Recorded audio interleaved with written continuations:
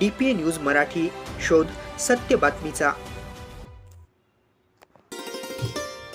राज्याचे अन्न, नागरी पुरवठा व ग्राहक संरक्षण मंत्री छगन भुजबळ यांच्या विशेष प्रयत्नातून येवला शहरासाठी प्रस्तावित 160.25 कोटी रुपयांच्या येसगाव पाणी पुरवठा योजनेला अमृत 2.0 अभियानांतर्गत राज्य शासनाची प्रशासकीय मान्यता मिळाली आहे।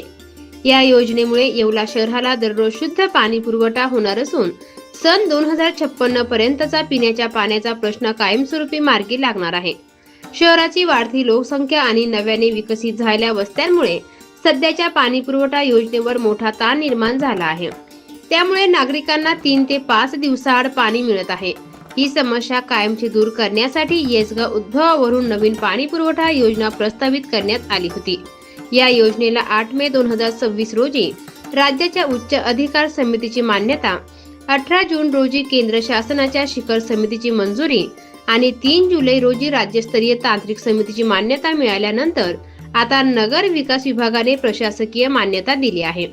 योजनेअंतर्गत येसगाव येथे 300 दशलक्ष लिटर क्षमतेचा साठवण तलाव, 12.82 किमी दाब नलिका, 7 दशलक्ष लिटर क्षमतेचे जलशुद्धीकरण केंद्र, 4.39 किमी शुद्ध जलवाहिनी, 3 नवीन उंच जलकुंभ, 97.16 किमी वितरण व्यवस्था, जुन्या जलवाहिन्यांचे नूतनीकरण तसेच सौर ऊर्जेवर आधारित प्रणाली उभारण्यात येणार आहे।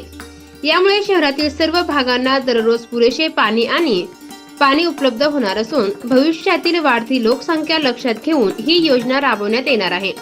येवला शहराला दररोज शुद्ध पाणी पुरवठा करण्याचा शब्द मंत्री छगन भुजबळ यांनी दिला होता। त्यानुसार 160.25 कोटी रुपयांची येसगाव पाणी पुरवठा योजना प्रस्तावित करण्यात आली होती। आता या योजनेला प्रशासकीय मान्यता मिळाल्याने लवकरच कामाला सुरुवात होईल। येवला नगरपालिका निवडणुकीत नागरिकांना दिलेला शब्द आम्ही पूर्ण केला आहे। समीर भुजबळ, माजी खासदार। DPA न्यूज साठी प्रतिनिधी प्रवीण पाटील, येवला। ताज्या घडामोडी व अपडेट जाणून घेण्यासाठी आताच DPA न्यूज चॅनलला सबस्क्राईब करा आणि बेल आयकॉन क्लिक करायला विसरू नका।